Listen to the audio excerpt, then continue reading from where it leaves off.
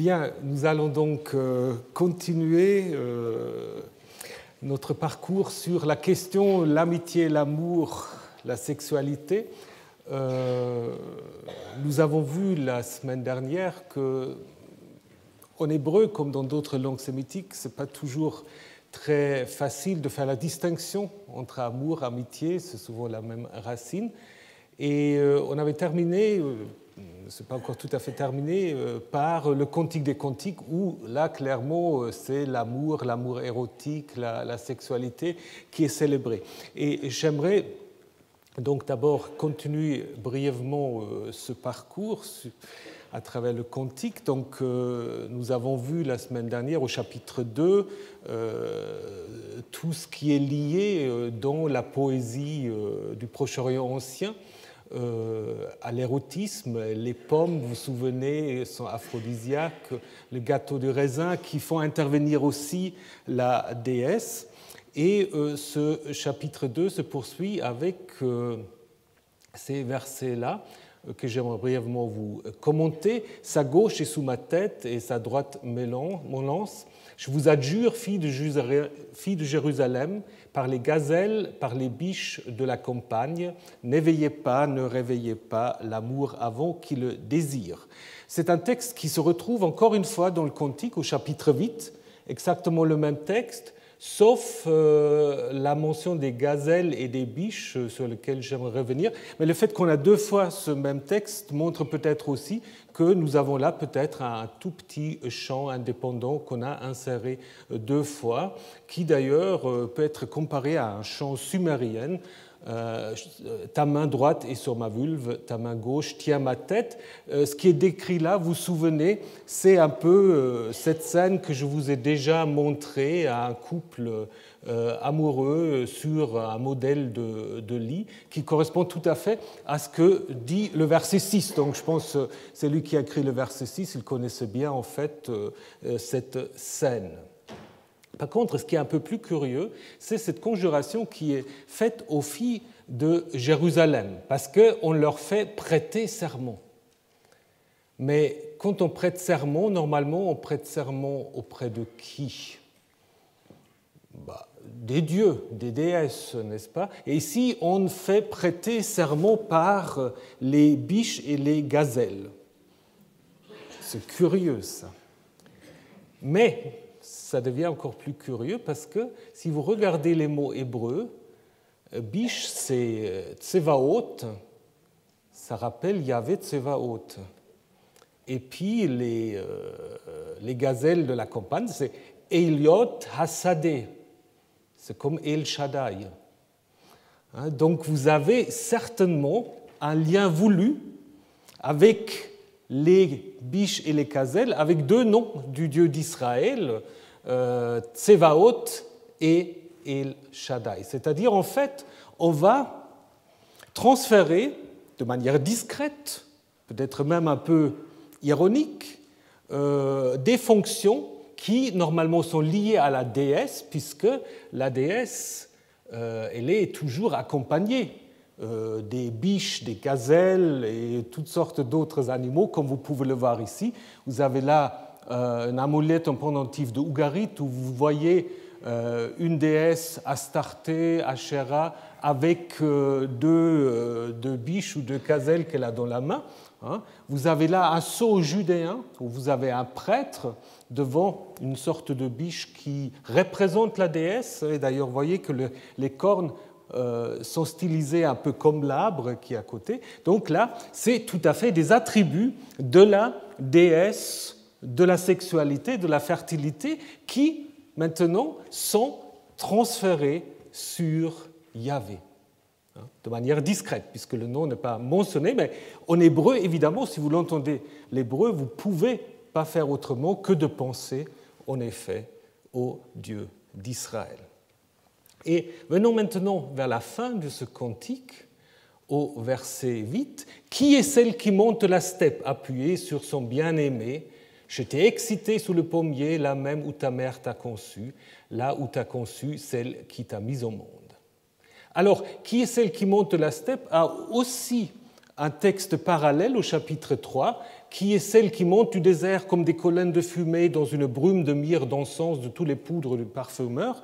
Là, évidemment, de nouveau, c'est une théophanie, n'est-ce pas? Une théophanie où la déesse, en fait, arrive, la déesse de la sexualité.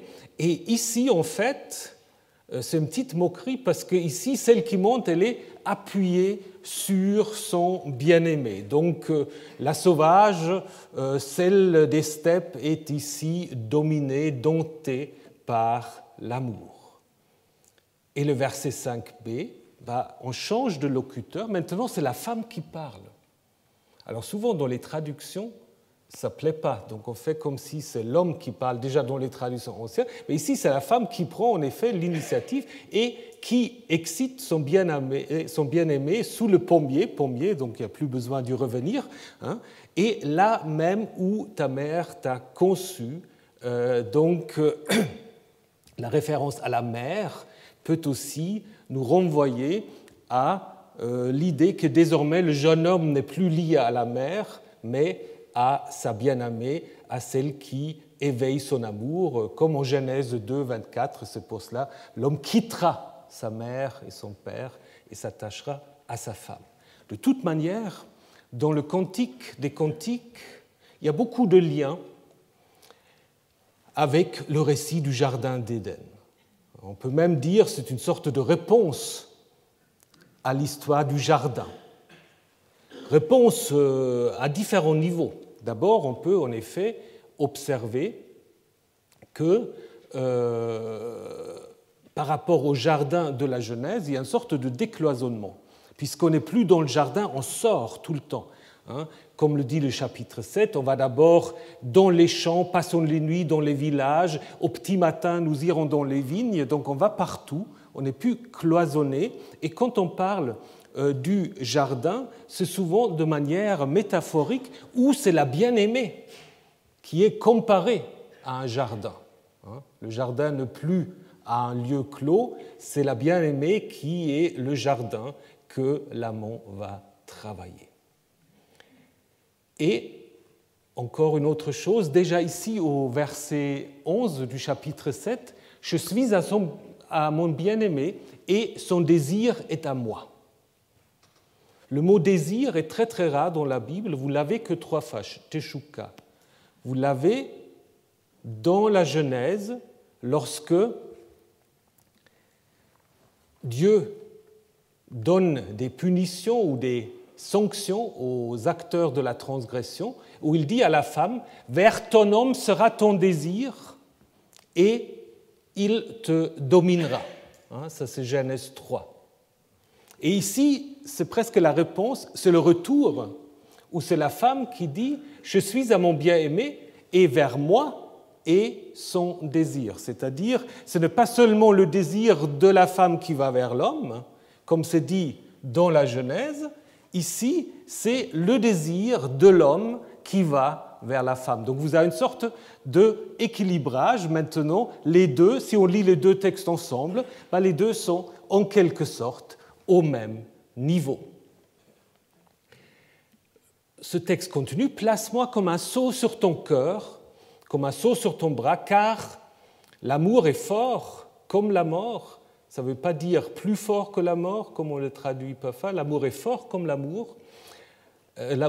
La jalousie est dure comme le Sheol, le séjour de mort. Ses flèches sont des flèches de feu, une flamme de Ya.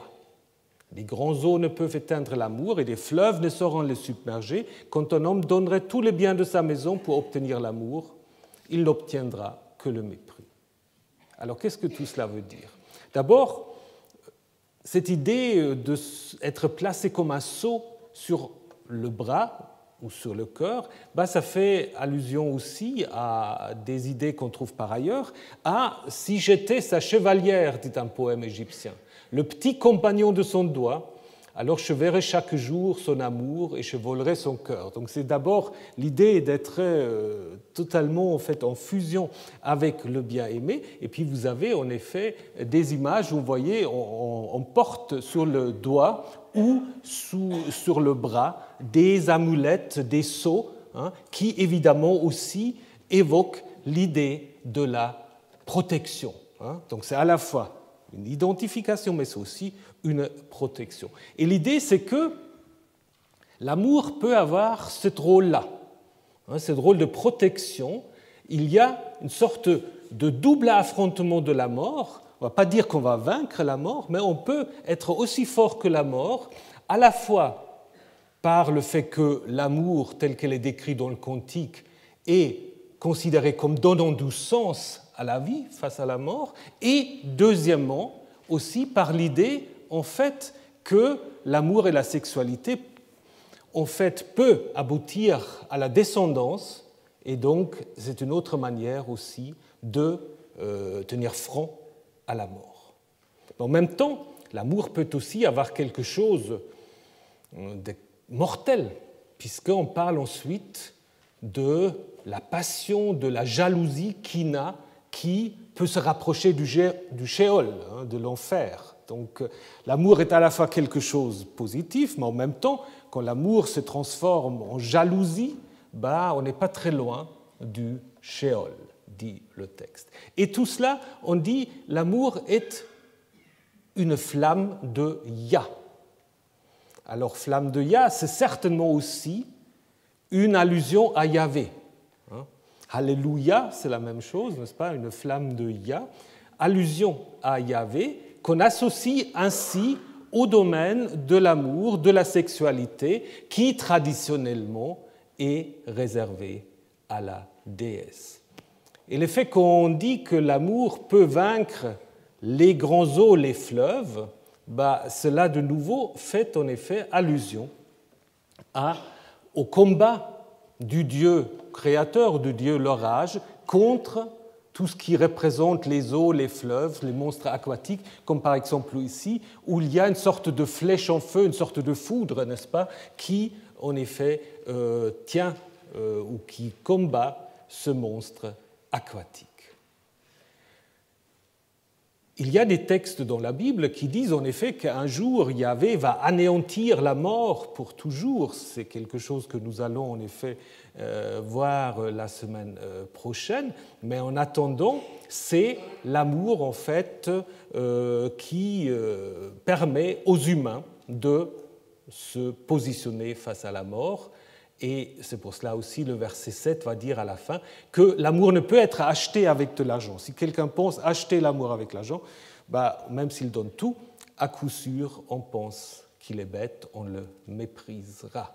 Donc l'amour n'est ni soumis, c'est un peu la conclusion du cantique, l'amour n'est ni soumis à la mort, ni à l'argent. C'est ainsi qu'on peut, en effet, résumer le cantique. Mais ce n'est pas un amour qui, dans le cadre du mariage, dont je vous parlerai tout à l'heure. Donc, pour résumer le cantique, on peut en effet dire que ce texte reprend tout à fait la poésie amoureuse du Proche-Orient ancien, mais évidemment, le transformant, nous avons vu que les divinités n'apparaissent pas directement, mais seulement par allusion, par les biches, les gazelles, les flammes de Yah, etc. Et du coup, on peut dire le cantique fait déjà une sorte de lecture allégorique, c'est-à-dire il reprend les poésies du mariage sacré, de l'amour des dieux, et le remet en fait dans le monde des humains, donc il transfère l'amour des dieux aux amours humains, mais tout en gardant, et c'est pour cela qu'on ne peut pas dire que c'est... Souvent on dit que c'est un texte profane, je ne sais pas très bien ce que ça veut dire, mais souvent les exégètes, surtout protestants, disent que c'est un texte profane, parce qu'on ne veut pas qu'il y ait quelque chose de sacré. Mais en même temps, c'est un texte, et je pense que ce n'est pas une bonne interprétation, c'est un texte qui garde à l'amour, à la sexualité aussi, toute la dimension religieuse, spirituelle. Il ne faut pas opposer la sexualité à la spiritualité. Au moins, c'est l'avis de l'auteur du cantique. Et après, ça c'est une autre histoire. Si vous regardez les mystiques, qu'ils soient juifs, musulmans ou chrétiens, là vous voyez qu'il y a tout un langage très sexué pour parler de la relation entre les humains et le monde de Dieu. Donc, et là derrière, évidemment aussi, vous trouvez une sublimation, pas seulement des déesses, mais aussi de la relation entre Yahvé et les déesses. Vous savez que Yahvé, à l'époque de la monarchie, était également associé à des déesses. Donc ça, je ne veux pas y revenir en détail. Ceux qui ont suivi le cours des années précédentes le savent en détail. Donc seulement pour vous rappeler, nous avons par exemple à Kuntilet Ajrut, donc ces inscriptions, une sur cette cruche. Maintenant, les fouilles sont éditées, on peut tout vérifier maintenant, où il est question justement d'une bénédiction à la fois de la part de Yahvé et de son Asherah. Donc cette association Yahvé-Asherah, qui d'ailleurs est aussi tout à fait attestée dans les textes bibliques, puisque dans les livres des rois, plusieurs rois sont en effet accusés d'avoir introduit dans le temple de Jérusalem le culte d'Asherah. Et puis, on nous raconte que le roi Josias, qui fait cette fameuse réforme dont nous avons également déjà parlé, qu'est-ce qu'il fait? Il démolit les maisons des saints. Alors, qu'est-ce que c'est les saints? Hakedeshim, qui se trouvaient dans la maison de Yahvé, donc dans le temple, où les femmes tissaient des toiles ou des vêtements. Le texte massorétique dit des maisons. Alors, quelle sorte de maison, on ne sait pas très bien.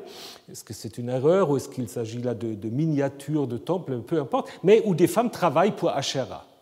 Donc ça, c'est clair. Du coup, on a souvent imaginé que ce mot Kedeshim, ce sont des prostituées. Des prostituées, comme le dit aussi un roi 1424, sous Roboam, déjà un des premiers rois après Salomon, il eut des prostituées, ou littéralement de nouveau des saints, dans le pays.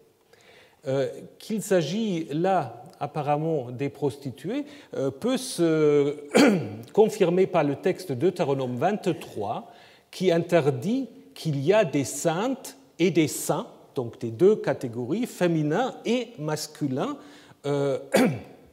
parmi les fils d'Israël, puisqu'il ne faut pas apporter dans le temple, pour accomplir un vœu, le salaire d'une prostituée. Et là, le mot est clairement dit, zona, ou le prix d'un chien, keleb, qui est probablement un terme péjoratif pour le prostitué masculin. En effet, l'un et l'autre sont une abomination pour Yahvé. Donc, on ne sait pas très bien ce que c'est la prostituée sacrée. Van der Thorn, par exemple, dit c'est juste une prostitution normale, entre guillemets, gérée par le temple pour, en effet, augmenter les sources. Vous savez, déjà à l'époque, il fallait bien trouver des revenus. C'est possible, on ne sait pas très bien, parce que prostituée sacrée, on ne sait pas très bien. Ça peut évidemment aussi avoir un lien avec le culte d'Asherah, puisqu'il y a ces Kedeshim, nous l'avons vu, qui sont en lien avec cette fabrication de tissus pour Asherah. Et, si vous vous souvenez bien, nous avons vu que Asherah ou Ishtar a à son service des travestis, des assinous, des eunuques qui lui servent. Alors peut-être dans ce contexte-là, cette interdiction du Deutéronome qu'une femme ne portera pas de tenue d'homme et un homme ne mettra pas de vêtements de femme peut-être simplement être une polémique contre ces assinous, ces travestis au service de la déesse Asherah. Donc il est clair qu'il y a un lien entre Asherah, Yahvé, la sexualité, et à Éléphantine, il y a une autre déesse qui porte le nom de Anat et qui est appelée parfois la Anat de Yahvé, Anat qui est bien connue aussi à Ugarit comme étant la compagne de Baal. Anat, Asherah, Ishtar. Pour nous, on a toujours envie de préciser exactement quelle est la fonction de quelle déesse, mais souvent, la déesse, en Mésopotamie, ça se confond un tout petit peu. Anat, Asherah, ce n'est pas toujours très, très différent. Ce qu'on a en fait à Éléphantine, c'est une sorte de triade, puisqu'on a Anat, Yahou et Hashim Bethel. Alors, est-ce que c'est le fils de Anat de Yahou? Donc, c'est un peu à la manière des triades égyptiennes qui sont assez populaires vers la fin du premier millénaire, comme vous pouvez le voir ici. Alors, la question en fait qui se pose, qu'est-ce qui se passe avec la sexualité de Yahvé au moment où on confirme qu'il est, ou on affirme qu'il est le seul Dieu? Alors, est-ce qu'il devient asexué? Ah, c'est une question. Parce que même dans le langage, c'est toujours masculin, Yahvé. On dit toujours le Seigneur, on ne dit pas la Seigneur, il n'y a pas de neutre non plus, donc il y a quelque chose qui résiste. Et on observe en fait plusieurs stratégies de régler cette question entre le Dieu unique et tout le discours lié à la sexualité. D'abord, on a cette vision qui se trouve dans le livre de Zacharie. Il y a plusieurs visions dans Zacharie, et cette vision ici, en fait, met en scène une femme qui se trouve dans un épha, dans un boisson de, je ne sais pas, 20 litres, 30 litres, on ne sait pas exactement, donc assez serré finalement, mais peu importe. Donc, ce qui est intéressant, il y a cette femme qui est assise dans l'épha, dans le boisseau, et on dit c'est la méchanceté, Risha. Et ensuite, elle est transportée au pays de Shinéa. Shinéa, on a déjà vu en Genèse 11, Babylone, où on va lui construire un sanctuaire. On la fixera, on l'immobilisera là-bas sur son piédestal. Qu'est-ce que c'est cette vision? C'est probablement une allusion à l'expulsion de Asherah du temple de Jérusalem. Puisque déjà, il y a peut-être un jeu de mots entre Risha et Asherah ou Astarté. Et finalement, l'idée étant que maintenant, pour l'éviction du culte de la déesse, la seule place possible se trouve maintenant chez les peuples païens, ailleurs, loin de Jérusalem.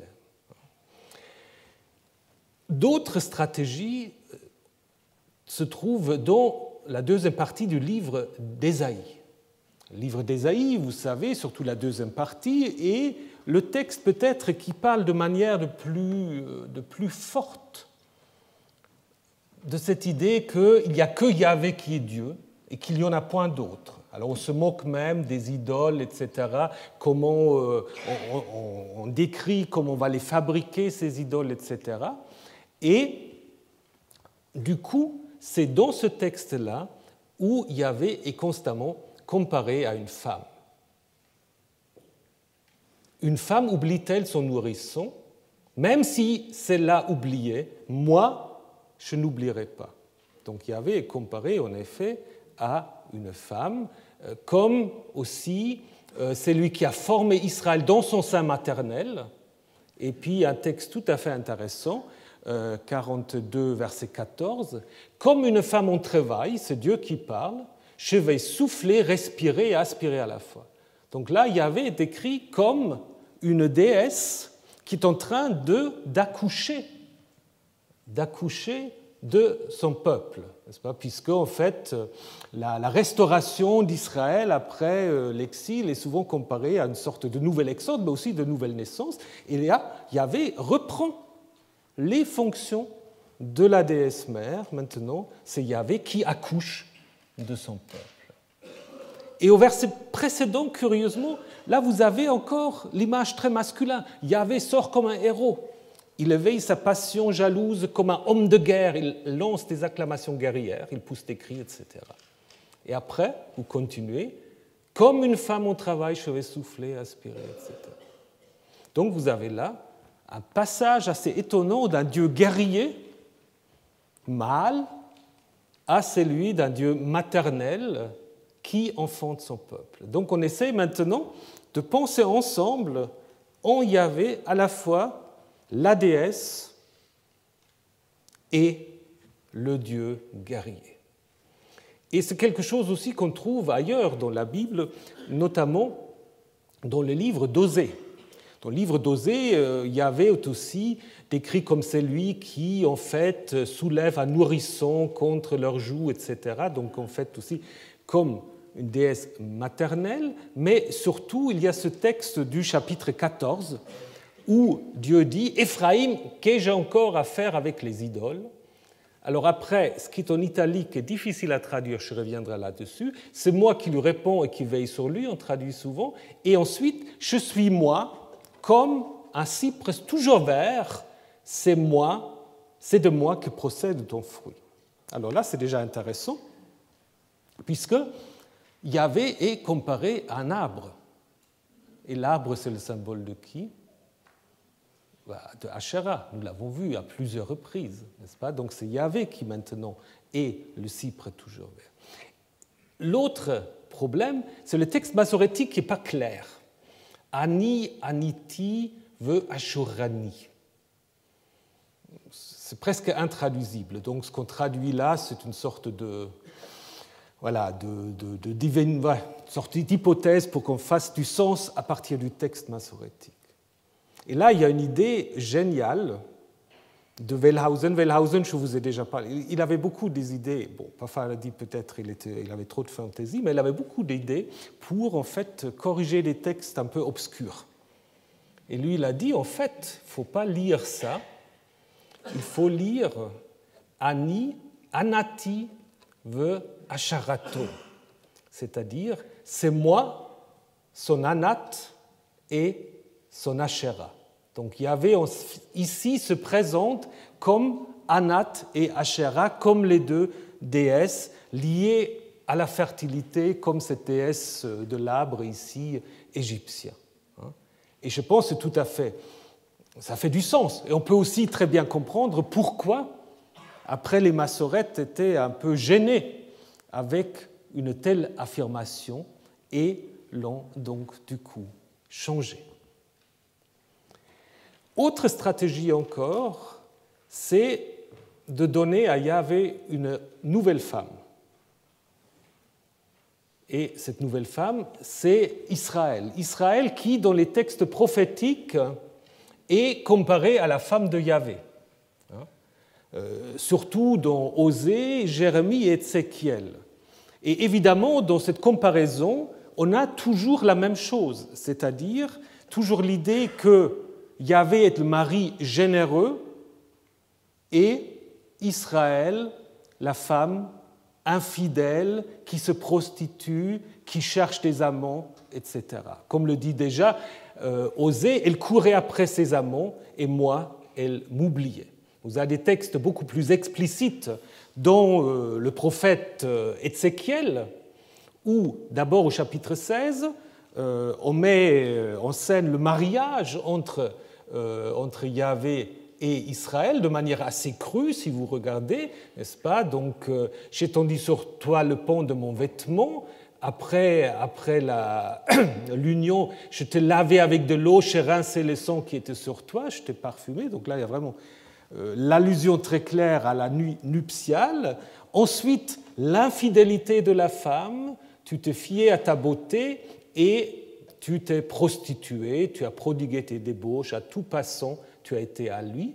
Et finalement, la sanction, qui ici est assez incroyable, une sorte de viol collectif que Yahvé va organiser à l'égard d'Israël, puisqu'il va en effet convoquer tous ces enseignements et tous ces enseignements auxquels tu as plu, tous ceux que tu as aimés, je les rassemblerai contre toi de partout et je dévoilerai devant eux ta nudité. Donc vous avez déjà vu, voir la nudité de quelqu'un est un euphémisme en effet pour avoir des rapports sexuels. Donc là, vous voyez comment en fait on transfère toutes sortes de fantasmes masculins sur la relation entre Yahvé et Israël. Même chose, je ne vais pas les commenter en détail, c'est au chapitre 23, où Yahvé est même en effet polygame, puisqu'il est marié à la fois à deux sœurs, Ohola qui symbolise Samarie, Israël, et Oholiba, Jérusalem, avec évidemment les mêmes reproches aux deux, n'est-ce pas, à savoir qu'ils étaient infidèles et donc qu'ils doivent donc être punis. Donc ça, c'est quelque chose en fait qui peut aussi se comprendre comme une sorte de transposition de la relation entre Yahvé et une déesse sur maintenant la relation entre Yahvé et Israël. Et finalement, encore un autre phénomène qu'on peut observer, c'est on va personnifier des concepts pour en faire des nouvelles partenaires de Yahvé. Ça, c'est notamment le cas pour la sagesse, la chokma, dans les livres des Proverbes, au chapitre 8, où la sagesse, en fait, apparaît comme la Ma'at en Égypte, comme une déesse qui dit « Yahvé m'a engendré ». Donc, Yahvé est premier, il a engendré la sagesse, et la sagesse, en fait, elle était là depuis toujours, dès les origines, avant même, et puis on décrit un peu le monde avant la création, un peu comme en Genèse 1, n'est-ce pas? Donc la sagesse était auprès de Yahvé, continuellement à son côté. Donc la sagesse ici est en quelque sorte le vis-à-vis de Yahvé lors de la création, avec la question comment il faut le traduire, ce Hamon, est-ce qu'elle est décrite comme un nourrisson, comme un enfant chéri, comme un artiste, un artisan, ou est-ce qu'il veut simplement dire il est là continuellement depuis la création? Probablement la dernière solution est la plus plausible. De toute manière, ce texte souligne un lien étroit entre Yahvé et la sagesse, puisque, on va dire aussi, comme la Ma'at, la sagesse réjouit Dieu et elle joue pour lui dans le ciel. Et peut-être cette idée se trouve, vous connaissez cette image de la chapelle Sixtine, n'est-ce pas? Peut-être vous avez là, je ne sais pas si Michel-Ange il a lu ce texte du Proverbe. Donc là, évidemment, vous avez Dieu. Et là, Dieu tient, je ne sais pas si vous voyez, il tient une femme dans ses bras. Alors souvent, on a interprété que c'est Ève, mais il est en train là de créer Adam, donc peut-être c'est plutôt ce que dit Proverbe 8, c'est-à-dire la sagesse qui l'accompagne au moment de la création avec les petits anges qui volent autour, c'est possible. Mais de toute façon, ce que vous avez ici, c'est une sorte de personnification de la sagesse qui, d'ailleurs, par certains pères de l'Église, était même interprétée comme étant une des trois figures de la Trinité. Donc on avait là, dans certaines interprétations, la sagesse, donc la Ruach était plutôt la sagesse, et puis donc on avait de nouveau une sorte de triade plutôt égyptienne, avec père, mère et fils. Bon, ça ne s'est pas imposé dans l'Église catholique, mais vous voyez qu'ici, vous avez de nouveau, en fait, cette stratégie d'avoir un vis-à-vis féminin pour Yahvé. Plus tard dans le judaïsme, on a la Shekhinah qui est d'abord simplement une sorte en fait manifestation de la présence divine, mais qui aussi, dans certains textes mystiques, prend des fonctions en fait de déesse. Mais revenons maintenant au domaine des hommes. Amour, sexualité, mariage chez les humains. Donc, je vous ai déjà dit que le mariage, a priori, n'a pas tout de suite quelque chose à voir avec l'amour, que c'est plutôt des arrangements entre familles, financiers, économiques, etc. Et que c'est aussi des questions de propriété, c'est-à-dire une femme qu'un homme épouse devient en fait la propriété de cet homme. Ça jouera après un certain rôle quand on parlera de l'adultère. Alors, ce qu'il faut aussi dire, c'est que, évidemment, mais la Bible n'est pas du tout là une exception, ce qui est assez courant, c'est ce qu'on appelle la polygamie. Un homme peut avoir plusieurs femmes. Disons, on peut distinguer entre la polygynie, c'est-à-dire un homme qui a plusieurs femmes, et la polyandrie, où c'est une femme qui a plusieurs hommes, mais ce cas-là n'est pas attesté dans la Bible. Là, il faut aller dans d'autres cultures. Donc, évidemment, c'est seulement la polygynie qui est attestée dans la Bible. Mais la polygamie, en fait, n'est jamais critiquée. Elle n'est jamais critiquée. Il y a deux types de polygamie qu'on peut distinguer. Une sorte de polygamie de prestige, surtout elle est royale. Le roi, il faut qu'un roi ait un harem, qui est bien attestée aussi dans le Proche-Orient ancien, ou peut-être une polygamie qui, en règle générale, est plutôt une bigamie, c'est-à-dire 2 femmes, par rapport à la question de la descendance. Donc nous avons en fait les 2 cas. Alors pour la polygamie royale, vous pouvez penser évidemment à Salomon, dont on nous dit qu'il a 700 femmes et 300 femmes secondaires, concubines. Bon, ça fait 1000, c'est déjà un peu suspect. Dans le Cantique, c'est un peu plus modeste, mais on donne 3 catégories. On lui dit que les reines de Salomon sont 60, les concubines 80 et les jeunes filles innombrables. Alors bon, ça fait peut-être aussi allusion à cette idée que le roi a le droit en fait de choisir les vierges qui lui conviennent.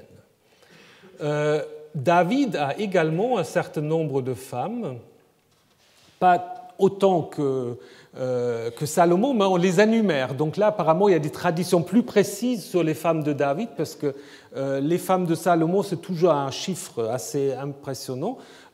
Par contre, apparemment, il y a des traditions quand même anciennes sur les noms des femmes de David et aussi sur les enfants qui en naissent. Donc, à commencer par Michal, justement, la première femme, fille de Saül, mais qui, elle, justement, est stérile ou est punie par Yahvé parce qu'elle se moque de David qui danse tout nu devant l'arche, et donc du coup vient toute une autre catégorie de femmes qui lui donnent une descendance, jusqu'à la fameuse Bathsheba, la mère de Salomon, et finalement tout à la fin, le statut de cette femme n'est pas tout à fait clair, Avishag, la jeune fille qui doit essayer de chauffer le roi malade et âgé dans son lit sans apparemment trop de succès. Les femmes, évidemment, sont aussi ici un symbole de leur royauté. Vous connaissez peut-être cette histoire. Lorsque Absalom se révolte contre son père et lorsqu'il réussit en fait à s'installer à Jérusalem, David prend la fuite, on monta pour Absalom une tente sur la terrasse et Absalom coucha avec les concubines de son père sous les yeux de tout Israël. En fait, pour dire que maintenant c'est lui qui a hérité en quelque sorte le harem et que donc la légitimité royale lui revient. D'autres rois sont également dotés de nombreuses femmes et c'est intéressant, c'est dans les livres des chroniques. On parle de Roboam ou encore de Abiyam. Et le fait que ce soit dans le livre des chroniques, qu'est-ce que ça nous apprend? Ça nous apprend qu'on ne peut pas, comme on le dit parfois, il n'y a pas d'évolution chronologique que dans les temps anciens, on n'avait pas de problème avec la polygamie et dans les temps plus récents, on devient critique par rapport à la polygamie. Non. Parce que les chroniques, en fait, sont beaucoup plus récents que les livres de Samuel et de Rois. Et ces notices-là se trouvent seulement dans les chroniques. Donc l'auteur des chroniques, qui vit à la fin de l'époque perse ou au début de l'époque hellénistique, trouve que c'est très bien que les rois ont un nombre important de femmes. Donc on ne peut pas trouver dans la Bible hébraïque une sorte d'évolution ni de critique de la polygamie. Donc ceux qui veulent utiliser ces textes bibliques pour des débats d'éthique sexuelle aujourd'hui, ils devront aussi défendre la polygamie à ce moment-là. Donc c'est pour cela, pour vous dire, c'est des textes qu'il faut laisser tranquilles dans certains débats. Alors, Saul, par contre, Saül, il n'a qu'une seule femme. Donc peut-être aussi une manière de montrer, après il a une concubine, peut-être aussi à montrer que voilà, il n'est pas vraiment encore roi. Le premier roi, c'est en effet David. Et après, évidemment, il y a des couples monogames, ça existe. Il y en a plusieurs, Noé, Lot, mais Lot, il a des problèmes après avec ses filles, Joseph, Job, Ruth et Boaz, donc il y a quand même toute une série de couples monogames. Donc ça veut dire que c'est quand même aussi une pratique courante. Ce n'est pas quelque chose qui est idéalisé, mais c'est une manière de vivre le mariage. Aussi les proverbes, quand ils parlent de la femme, etc., on a plutôt l'impression que ça présuppose en fait un couple monogame, comme aussi ce texte dont je vous ai déjà parlé, l'homme quittera son père et sa mère. Je pense là l'idéal c'est quand même un couple homme et femme. Par contre, il y a des textes qui dans certains cas, incite à la bigamie ou à la polygamie. C'est notamment le fameux texte du Lévira que vous connaissez peut-être, Lévire du latin, donc le beau-fils, non, le beau-frère, pardon, le beau-frère, avec l'idée si un homme meurt sans avoir de descendance, il faut en fait que son frère épouse, donc, ou que la frère épouse son beau-frère, n'est-ce pas, que le frère épouse la veuve pour coucher avec elle et pour pouvoir dire ensuite le fils qui naît de cette union est en quelque sorte la descendance du frère décédé. Donc ça, c'est une coutume qui est aussi attestée en Chine et ailleurs, donc c'est des coutumes similaires dans d'autres sociétés claniques où en fait c'est important que la lignée continue, et puis alors il faut trouver des stratégies s'il y a interruption. Avec aussi évidemment cette idée de la khalitsa, du rachat, qui est mise en scène pour ceux qui connaissent le livre de Ruth. Le livre de Ruth, en fait, une sorte de narration autour de cette loi du Lévira, du Deutéronome, que le texte, évidemment, de Ruth présuppose. Et comme je vous ai déjà dit, après, il y a les cas où il y a un lien entre stérilité et bigamie. C'est notamment le cas de Anne et Pénina, donc de l'histoire de Samuel. Anne stérile, finalement quand même obtient par Dieu la naissance de Samuel, ou encore Sarah et Hagar, nous l'avons discuté largement ce texte, donc avec toujours l'idée que la femme principale peut se faire remplacer par une servante. Donc là aussi, vous avez plusieurs textes. Quand on a discuté ce texte dans le cours sur Abraham, je vous ai montré ce document néo-assyrien qui est assez proche, en fait, avec le fait que la femme principale peut faire avec cette servante ce qu'elle veut. Elle peut la garder ou elle peut la chasser, ce qui arrive aussi en Genèse 16. De Abraham, après, on va dire encore qu'il a Ketura, qu'il épouse après la mort de Sarah. Mais tout d'un coup aussi, on nous parle de concubines, de femmes secondaires d'Abraham, qui n'ont jamais été mentionnées. Donc là, peut-être on veut faire d'Abraham presque une sorte déjà de figure royale avec des nombreuses femmes secondaires, mais qui ne jouent aucun rôle dans le récit même. Donc certainement, c'est un texte récent. Et puis il y a d'autres hommes qui pratiquent la bigamie sans qu'on explique pourquoi, Lamech, Nahor, Ésaü, etc., probablement pour les mêmes raisons. Et bien sûr, encore, Jacob, où c'est un peu plus compliqué, parce qu'il y a deux femmes. Alors là, c'est intéressant aussi, parce qu'apparemment, la première femme, elle lui est un peu, comment dire, c'était pas vraiment son choix, n'est-ce pas? Mais ça, évidemment, comme il a couché avec elle, il ne peut pas s'en débarrasser. Ça, c'est les textes bibliques qui nous le disent très clairement.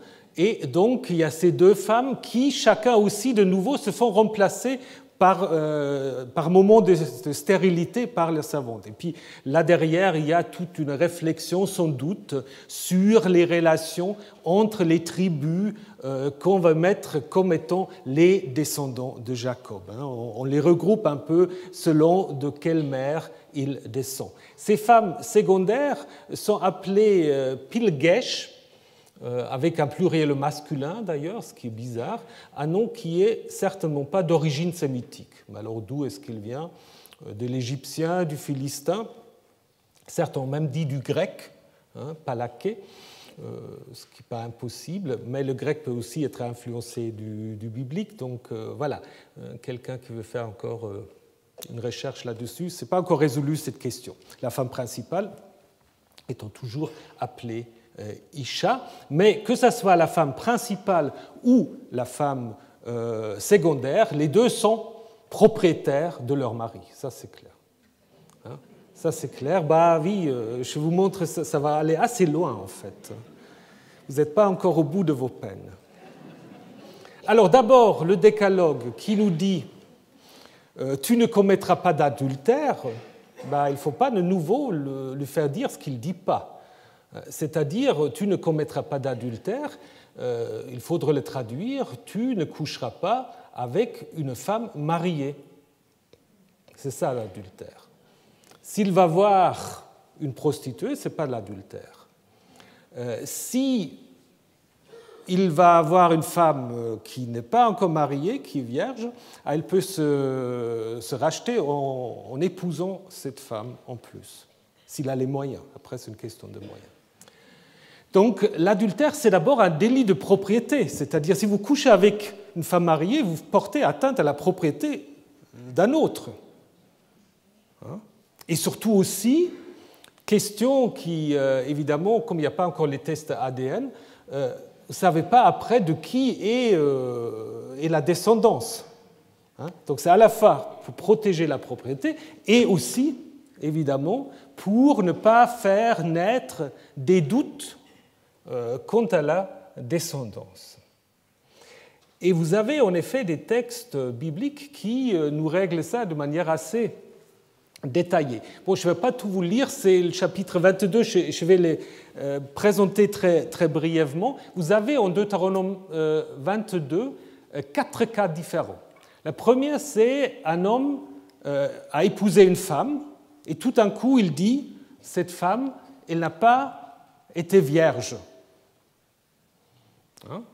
Et on dit, en fait, si les parents peuvent montrer qu'elle a été vierge, donc c'est-à-dire s'ils ont gardé la preuve de la première nuit, l'homme doit payer une amende. Par contre, si elles ne peuvent pas apporter la preuve, la femme sera mise à mort. Donc vous voyez, il n'y a déjà pas d'égalité de traitement. Alors après, si un homme couche avec une femme mariée, les deux meurent. La femme était consentante ou pas, les deux meurent. Troisième, une fille vierge mais fiancée. Alors là, aussi, deux cas. Si c'est dans la ville, les deux sont mis à mort. Si c'est dans la campagne, la fille peut se sauver, parce qu'on peut dire « elle a crié, peut-être on n'a pas entendu ». Si, c'est la logique, parce que dans la ville, on imagine en effet que... Et finalement, quatrième cas, un homme trouve une jeune fille vierge, mais qui n'est pas encore attribuée à quelqu'un, qui n'est pas encore fiancée, alors, s'il couche avec elle, il, en effet, doit donner en fait au père 50 pièces d'argent, de nouveau une compensation financière, et il doit la prendre comme femme et il ne pourra pas la renvoyer. Donc ce qui est assez intéressant en fait dans ces quatre cas, c'est que c'est beaucoup plus dur que dans d'autres textes du Proche-Orient. Par exemple, pour le premier cas, où en fait une femme a été mise en cause par son mari en disant qu'elle n'a pas été vierge, si elle n'apporte pas la preuve, c'est elle qui doit en effet mourir, alors que dans le code d'Hammurabi, on dit simplement si l'épouse d'un homme a été mise en cause par son mari, elle prononcera le serment par le dieu et elle retournera à son serment. Il suffit que la femme prête un serment en disant « j'ai été vierge ». Donc c'est quand même plus en faveur de la femme. La femme prête serment, alors que en Deutéronome 22, comme je vous ai dit, il n'y a pas d'équivalence de traitement. Et donc c'est en effet la femme qui doit produire les preuves de son innocence, alors que normalement c'est l'accusateur qui doit produire les preuves. Donc là, il y a vraiment un durcissement par rapport à d'autres lois du Proche-Orient ancien. Pour le deuxième cas, là aussi, les deux sont mis à mort. Un homme couche avec une femme mariée, les deux sont mis à mort. On n'imagine pas que peut-être c'est un viol et la femme n'a pas voulu en effet faire cette union sexuelle. Non, les deux sont mis à mort, alors que dans les lois assyriennes, déjà, on dit si c'est un viol, la femme n'est évidemment pas coupable, et ensuite on dit aussi que c'est au mari de la femme de décider comment il va traiter le violeur, Donc s'il est mis à mort, la femme est aussi mise à mort. S'il est mutilé, la femme sera mutilée. Et si le mari tient à sa femme, il doit aussi gracier le violeur. Donc, vous voyez, c'est beaucoup plus complexe, alors que dans le Deutéronome, il n'y a pas de différence, que ce soit du consentement ou du non-consentement. Les deux sont mis à mort, au moins en théorie. Après, on peut discuter si ces lois ont vraiment été vraiment accomplies ou non. Et idem pour les troisième et quatrième cas, où on fait une distinction entre une vierge fiancée et une vierge non fiancée. Dans les textes assyriens, de nouveau, il n'y a pas cette distinction, les deux sont traités de la même manière. Et dans les deux cas, ville et campagne ne fait pas de différence, alors que l'auteur de Deutéronome 22 admet seulement la campagne comme possibilité pour la vierge fiancée d'échapper à la peine de mort. Donc là aussi, vous avez un durcissement avec cette idée que, comme si la stabilité de toute la société dépend de la loyauté absolue des femmes vis-à-vis de leur maître. Et là derrière, il y a toute cette théologie du Deutéronome, cette loyauté absolue qui est demandée à Israël vis-à-vis de Yahvé. Donc ce n'est pas par hasard qu'après vous avez ce couple Yahvé-Israël, n'est-ce pas, qui correspond un peu à ce couple homme-femme que le texte met donc en rapport. Donc, alors ça aussi, ça ne va pas plaire à certains théologiens, mais ici, c'est clair que le statut de la femme empire par rapport à d'autres textes du Proche-Orient ancien. Ça, il faut le dire. C'est vraiment là une idée que la femme doit être totalement soumise à l'homme et puis, de toute façon, c'est toujours elle la coupable.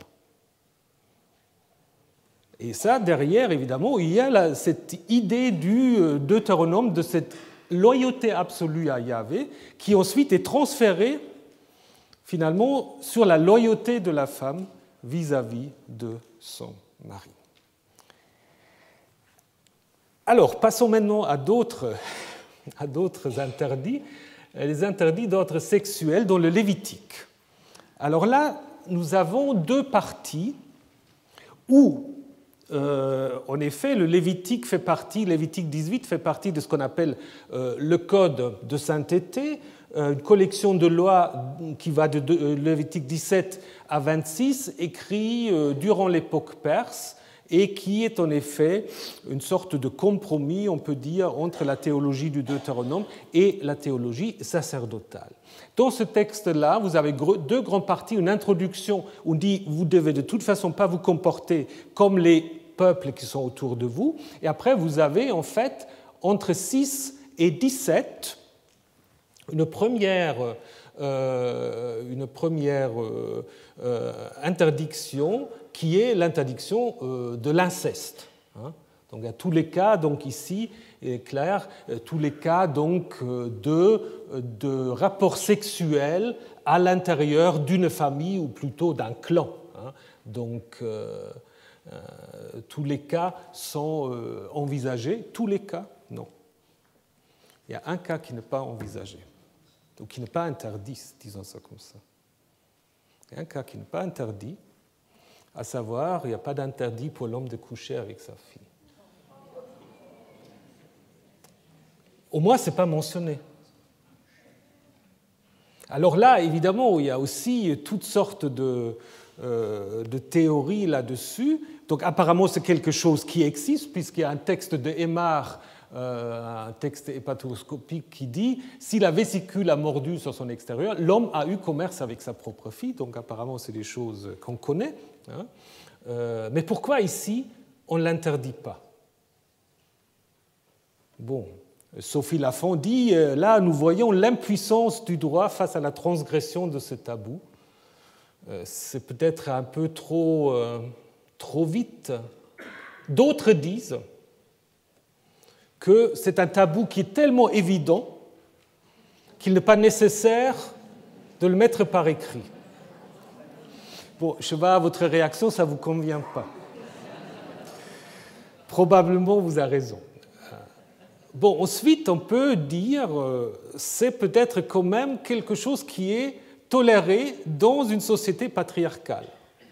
Mais le Code Hammurabi et aussi les lois hittites interdisent l'inceste. Alors donc, qu'est-ce qu'on a?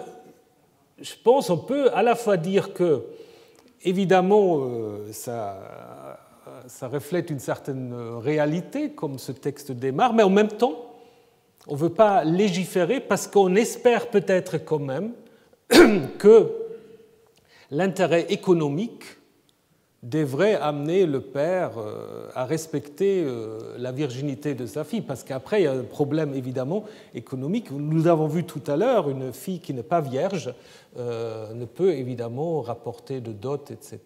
Mais là aussi, vous voyez quand même que nous sommes dans un contexte d'éthique sexuelle qui est quand même très très éloigné d'aujourd'hui. Donc le fait que justement vous avez ces lacunes, c'est quand même assez parlant. Alors la deuxième partie de ce texte est beaucoup plus... si vous prenez la première, je vous le remontre juste encore une fois. La première, vous voyez, c'est très structuré, c'est toujours la même chose. Tu ne découvriras pas la nudité, hein, donc tu ne coucheras pas avec. Et après, dans la deuxième partie,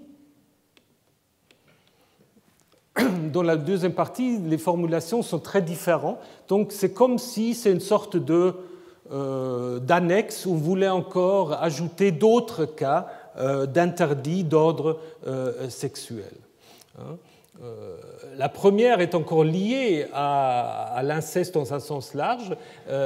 Tu ne prendras pas la sœur de ta femme. Après, on a l'interdit de coucher avec une femme lors de ses règles. Simplement coucher avec la femme d'un compatriote, c'est comme tu ne commettras pas d'adultère. Après, on a quelque chose de bizarre de ne pas donner sa sémence à Molech. Après, l'interdit de rapport entre deux hommes. Et puis après, des rapports avec des animaux. Et finalement, ne vous rendez impur par aucune de ces pratiques. Donc le premier texte est peut-être en effet une sorte déjà d'allusion à l'histoire de Jacob. Hein, puisque Jacob, il était le mari de deux sœurs, hein, ce qui est interdit ici. Alors c'est peut-être déjà une sorte de relecture, d'autant plus parce que le texte dit au risque de provoquer des rivalités en découvrant sa nudité tant que sa femme est en vie. C'est-à-dire, en fait, voilà, si vous avez deux sœurs, ça se termine mal. Et puis c'est peut-être en effet déjà une sorte de relecture de l'histoire de Jacob. Et après, tous les interdits qui viennent après, on peut dire c'est des activités sexuelles qui ne débouchent pas sur une descendance. Quand on couche avec une femme pendant les règles, vous ne pouvez de toute façon pas commettre d'adultère. Deux hommes et évidemment aussi la zoophilie. Donc on peut dire c'est en fait l'idée qu'ici la sexualité elle est tolérée seulement dans le contexte de procréation, ce qui correspond tout à fait un peu à une idéologie de prêtre. Alors, dans ce cadre-là aussi, peut-être l'interdit de sacrifier sa descendance à Molech fait du sens, n'est-ce pas, puisqu'en fait, on supprime sa descendance, bien que, évidemment, ce texte a sans doute été ajouté, puisque ce n'est pas une sorte de transgression sexuelle proprement dit. Donc on peut aussi dire que tous ces textes-là construisent des frontières identitaires, le sang qui en fait reflète un moment où justement on est en rupture avec l'état normal, les deux hommes, ça c'est une question de genre sur laquelle je vais revenir. Évidemment aussi transgression à la distinction homme-animal. Donc c'est certainement aussi cette idée identitaire qui est mise en avant. Et en fait, tous ces textes, tous ces interdits du Lévitique 18 sont après repris au chapitre 20, mais avec des punitions, alors qu'ici c'est simplement l'interdit. Et ça, j'aimerais vous le montrer brièvement à la question de l'homosexualité, tout en vous disant que c'est un terme anachronique. Il n'y a pas de terme dans la Bible pour homosexualité. Le terme homosexualité a été inventé au XIXe siècle pour classer l'humanité en hétéro et en homosexuel, et entre les deux, après, encore des bisexuels. Mais en fait, l'idée que les goûts sexuels de l'homme ont quelque chose à dire sur sa plus profonde nature, c'est quelque chose que pour les anciens n'est pas du tout pertinent. Par contre, ce qui est pertinent pour les anciens, c'est les rôles, les genres, la distinction entre homme-femme, entre actif et passif, etc. C'est dans ce contexte-là qu'il faut lire ces interdits. Et d'ailleurs, vous le voyez tout de suite quand vous regardez la formulation. Tu ne coucheras pas avec un homme comme on couche avec une femme. C'est une abomination. Et en Lévitique 20, quand un homme couche avec un homme, comme on couche avec une femme, pareil, ce qu'ils ont fait est une abomination, ils seront mis à mort, leur sang retombe sur eux. Donc, où le texte évidemment va plus loin que 18, c'est d'abord par la punition, le nouveau, peine de mort, mais surtout aussi, il y a un autre changement ici, alors que en Lévitique 18, il y a juste un partenaire à qui on s'adresse, tu ne coucheras pas. Alors, est-ce que ça veut dire que c'est celui qui joue le rôle actif ou est-ce que c'est celui qui, justement, joue le rôle passif? Ce n'est pas tout à fait clair, mais il y en a un qui est mis en cause, alors que dans Lévitique 20, ce sont les deux, parce qu'on dit ce qu'ils font est une abomination. Donc là, apparemment, il y a une idée plutôt de relation consentant, alors que dans la première, on peut se poser la question si c'est quelque chose autour de viol, etc. Alors il y a beaucoup de discussions, comment il faut interpréter ces textes. Alors Jacob Milgrom, un juif très libéral, avait dit, mais enfin, ces textes-là, puisqu'ils sont liés à des interdits sexuels dans le cas d'un clan, cet interdit viserait seulement des hommes liés par des liens familiaux. Ça, c'est évidemment politically correct, mais ce n'est pas, à mon avis, ce que dit le texte. Sol Olian avait dit, en fait, l'interdiction de ne pas coucher avec un homme comme avec une femme. Alors, ce qui, en fait, est interdit, c'est le rapport homosexuel sous la forme de pénétration. Bon, ce qui, évidemment, est le plus, peut-être dans ce contexte-là, le plus choquant, mais évidemment, de toute manière, le texte indique clairement ce qui est gênant, c'est en fait le non-respect de cette distinction entre le rôle passif et le rôle actif. C'est ça. C'est ça le grand problème. Ce n'est pas une question de rapport sexuel, c'est vraiment cette idée qu'un homme, tout d'un coup, peut être amené à jouer le rôle de la femme. C'est ça pour les anciens. Et en même temps, on a tout à fait d'autres textes. Par exemple, ce texte c'est un peu, oui, une sorte déjà de horoscope, un traité astrologique néo-babylonien. On dit l'amour d'un homme pour une femme, signe de la balance. Amour d'une femme pour un homme, signe de poisson. Amour d'un homme pour un homme, signe du scorpion. Donc on imagine aussi cette constellation-là. On parle très peu, d'ailleurs, dans ces textes, de l'homosexualité féminine. Il y a quelques rares images, mais on trouve ça plutôt du côté grec, où de toute manière, on met ça plus en scène. Par contre, il y a quand même, de temps à autre, des choses que j'aimerais quand même vous montrer qui sont assez curieux. En Égypte aussi, on n'a pas beaucoup de textes. On a un texte qui se moque d'un pharaon qui tombait amoureux de son général, puis dans le livre des morts, quand même, on affirme de ne pas avoir des relations avec des jeunes garçons. Par contre, si vous regardez ce tombeau à Saqqara, c'est assez intéressant. En fait, il y a deux hommes, tous les deux mariés, qui ont été enterrés ensemble. Enterrés ensemble, et puis voilà, Khnumhotep et Niankhnum, c'est les noms qu'ils portent après leur mort. Et la première scène, on voit les deux dans un banquet, et vous voyez ici, il y avait la femme la femme de Ninankum qu'on a effacée. Et puis, Khnumhotep tient un lotus. Pensez à ce qu'on a vu dans le Cantique de Cantique sur les connotations érotiques aussi du lotus. Et finalement, il y a 6 peintures, et dans la 6e, il y a aussi quand même une relation très, très intime qui est dépeinte là entre ces deux hommes. Leurs torses sont tellement proches que leur ceinture, on a l'impression qu'il n'y a qu'une seule... Il n'y a un seul nœud là pour nouer les deux ceintures. Donc il y a quand même quelque chose de tout à fait remarquable. Alors, comment faut-il l'interpréter? Nous n'avons pas des textes qui vont avec. Hein. Mais apparemment, c'est des hauts fonctionnaires où on a tout à fait pu imaginer qu'on les enterre ensemble, ce qui est aussi évidemment contre toutes les coutumes, parce que normalement, évidemment, c'est en famille. Donc vous avez une certaine variété, je dirais, autour de l'homosexualité.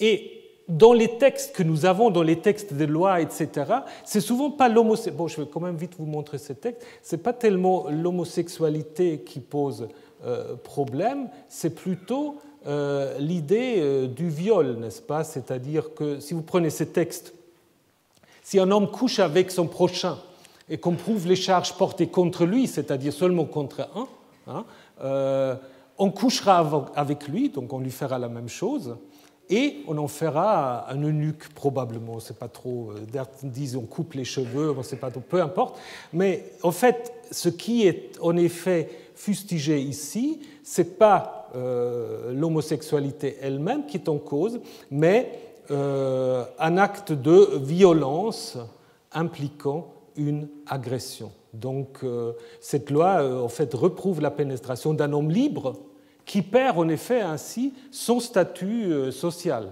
Et ça c'est quelque chose qui malheureusement, il y a des livres sur la violence aussi dans des prisons, etc., n'est-ce pas, où en fait le viol homosexuel n'est pas vraiment un désir homosexuel, c'est plutôt une sorte d'humiliation de c'est lui qui se fait violer, comme d'ailleurs cette image-là, d'un soldat grec qui se vante en fait d'avoir violé un prisonnier perse pour en fait le réduire à l'état de femme. Bien, comme le temps est avancé, ce que je vous propose, si vous êtes d'accord, je prendrai 10 minutes la semaine prochaine pour vous parler quand même de la question de l'homosexualité ou non de David et Jonathan avant qu'on passe, parce qu'autrement ce sera trop rapide. Hein. Donc on prendra 10 minutes la semaine prochaine et ensuite on se posera la question des concepts autour de la mort. Ce sera après Pâques, mais tant pis. Et puis ce qu'on imagine après. Alors, pour ceux qui sont concernés, bonne fête de Pâques, et puis on se verra la semaine prochaine.